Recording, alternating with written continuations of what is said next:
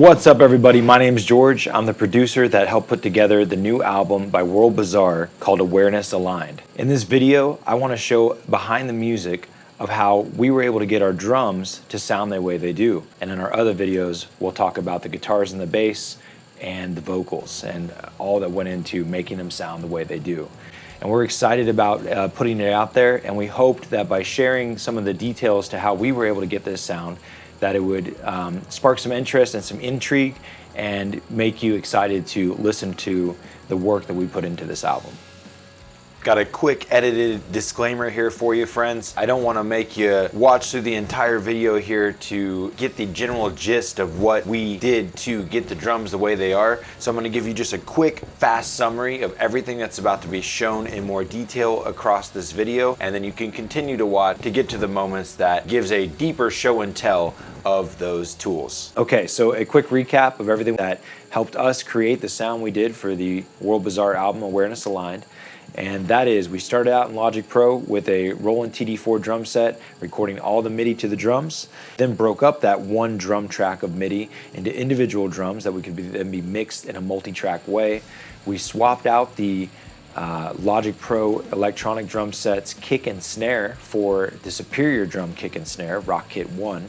We then exported all that out as individual audio tracks that we could then put into our main host, Ableton Live, organized, color-coded, and got that to a mixed level, and then panned everything to the appropriate way that he would actually sit at the drum kit. From there, we used Steven Slate's Trigger drum replacement software to get our fat kicks and snares, or get the parts of our kicks and snares that were missing, whether it was thud or crack or what have you, and made the perfect kick drum using the layered Steven Slate's Trigger kick drum, particularly using the Blackbird expansion that comes for Steven Slate's Trigger.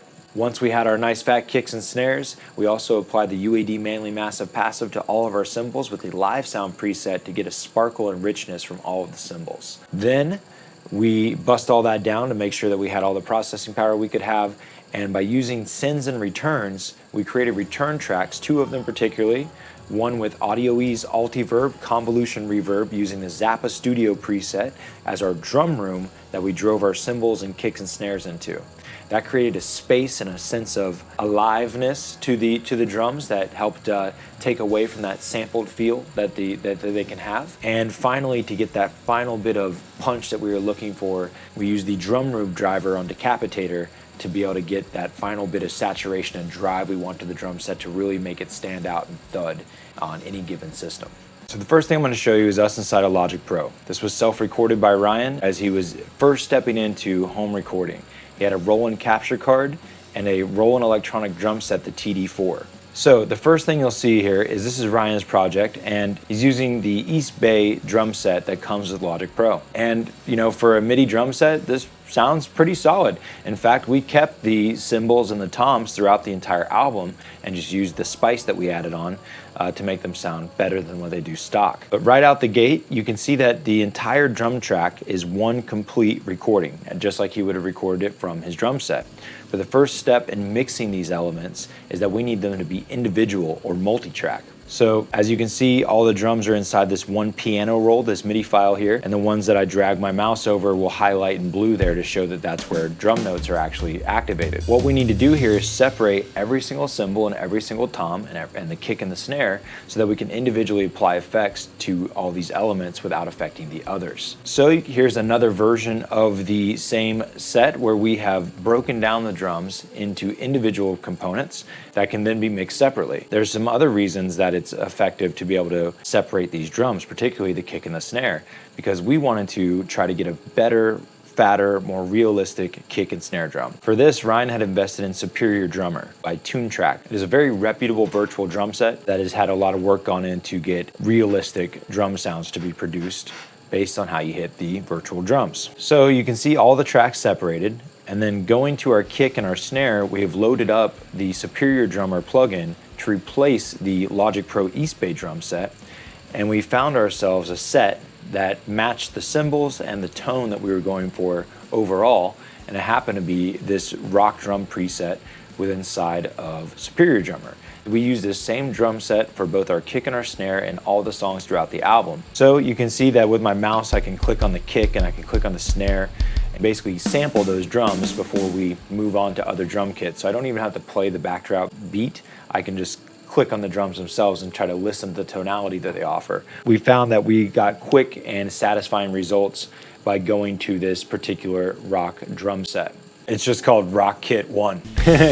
And we always remembered it with the purple kit. So that was what started getting us a fat kick and a fat snare, at least better quality than the one that was built right into Logic. So once we've multi-tracked out the single MIDI track of the Roland drum set, and then we replace the kick and the snare with Superior Drummer. We then export all of those individual drums out as audio tracks that we can load into our other DAW where we're going to be doing all of our core work in Ableton Live. So we export all individual tracks, and we made sure to export them all at the exact same length, so when we load them into Ableton, they're gonna all line up just right. Okay, so here's what it looks like inside of Ableton Live. You can see that we have everything color-coded, and now what was MIDI information firing off the plugins, the kick, snare, and all the individual cymbals are now actual printed audio files. Okay, so one of the biggest tricks of the trade here that we picked up from going to Red Amp Studios, quite a bit of time with Red Amp, mixing with them and learning tricks of the trade from their head engineer, Jody. A great guy, fantastic studio. And we saw that some of his most powerful things that he did to our music compared to what we were able to achieve on our own was how he was able to make the drums much more powerful and realistic. And those techniques that he was doing inside of Pro Tools as his main host, we were able to see how we could apply those same techniques ourselves into our Ableton project files. This is one of those tricks, and that is Steven Slate's Trigger drum replacement software. An amazing trick to have up your sleeve, an amazing tool in your toolbox. It is a real-time analyzer to whatever you feed into it, particularly kicks, snares, and toms. You can see inside of our project file here that we have both a kick and a trigger kick, a snare and a trigger snare. These are layered together to be able to create that one big, good kick and snare. And you use the drum replacement software not as a total replacement, but as what you layer in to compensate what your standard kick and snare are lacking, whether that's punch or thud or crack. This is what you're gonna get out of the drum replacement software.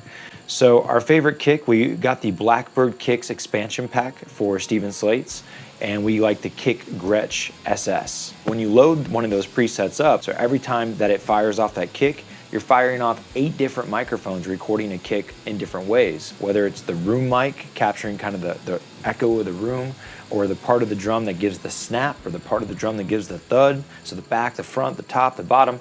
You get all these here, and you're able to mute, solo, and tune, pan, and fade all of those individually and kind of create the elements that your kick drum is missing. So we can listen back to our kick, and we can listen to trigger.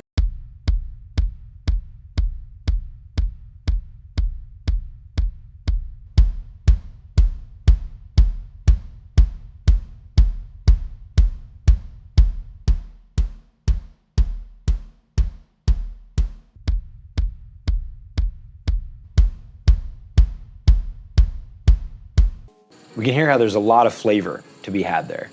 Typically, we'd load them both up side by side, manipulate the faders just a little bit because obviously, you know, these presets were already set to come out good from the gate.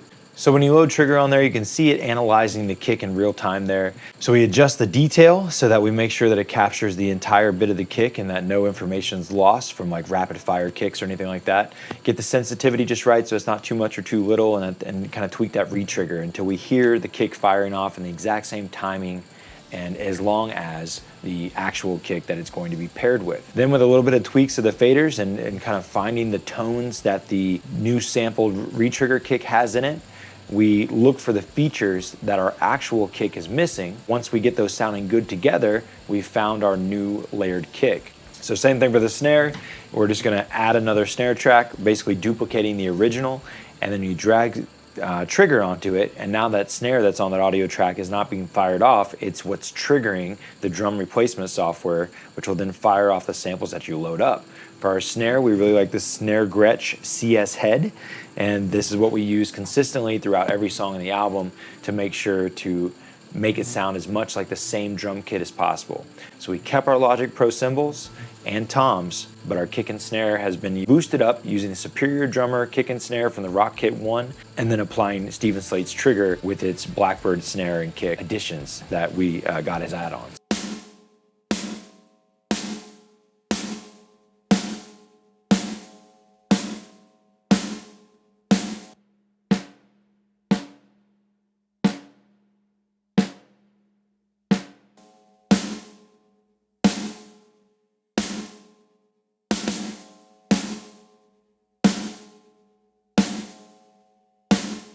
Once you got Trigger in there, you're sounding beefy, you're sounding nice. So the next step is getting the cymbals to have a little bit more sparkle and shine to them.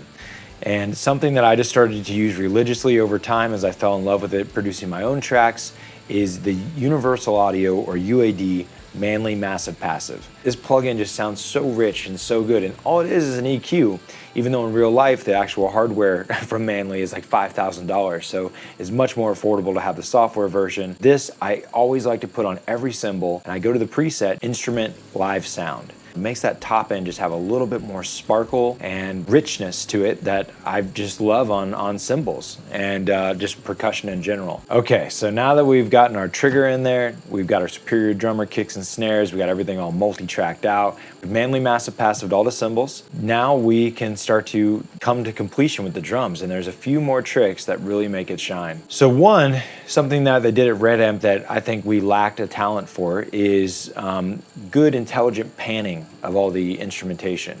Jody, a drummer himself at Red Amp, was very particular about asking Ryan how he sits at the drum set. Is he left-handed?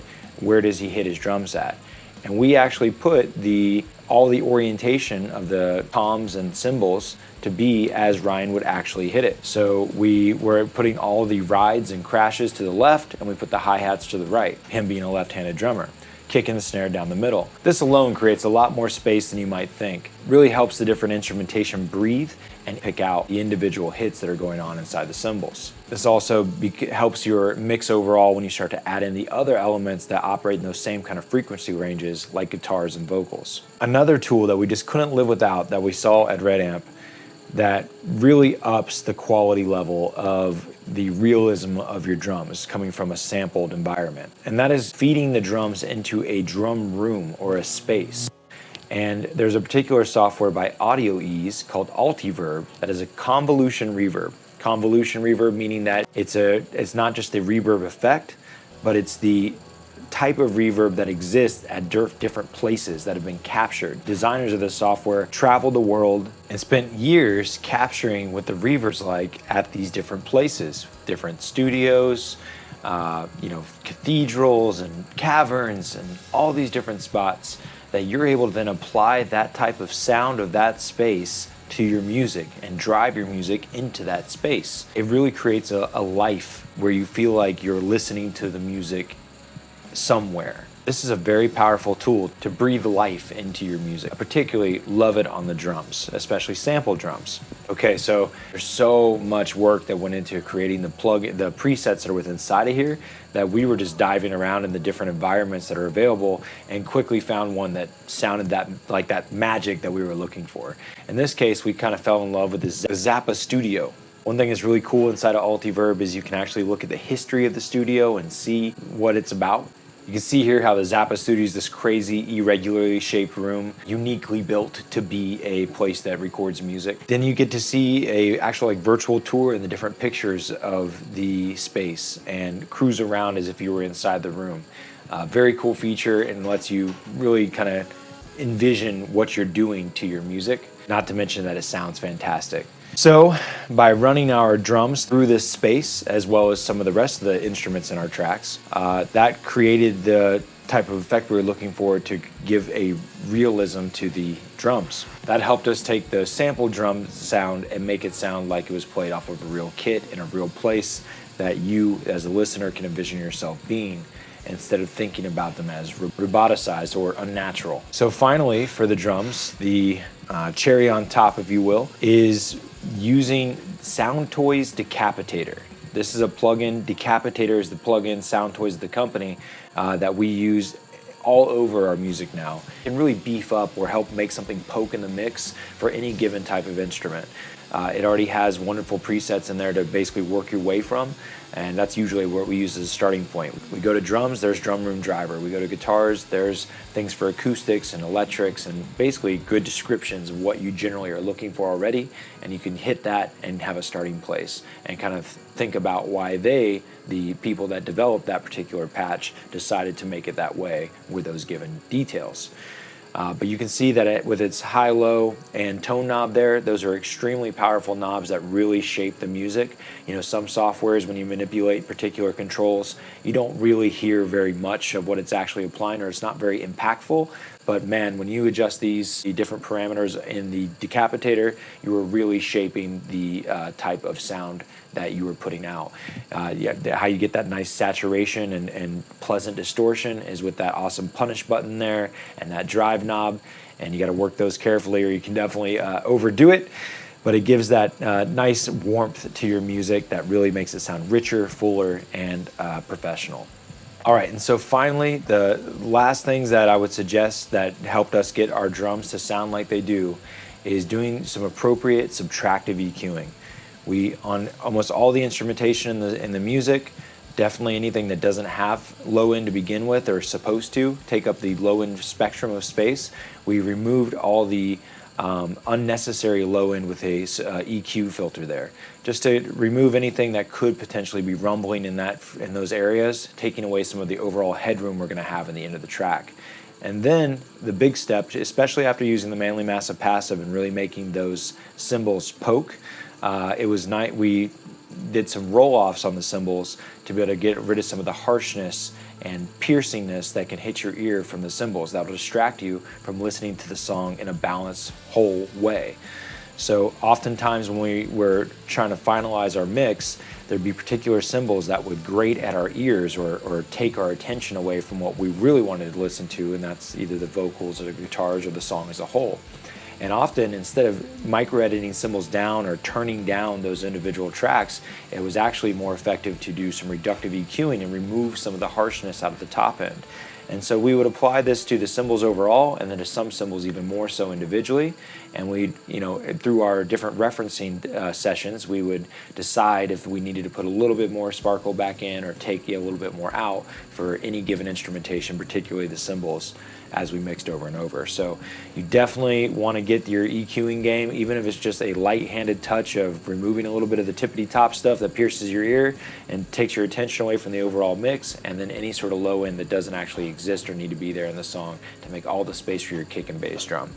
Now, on the occasion, we did even make certain little triangular dips into the middle of our frequencies on our EQ there to be able to make space for other things that operate in that same spectrum, to be able to give them room to poke through and not overlap so much particular drum that we were mixing.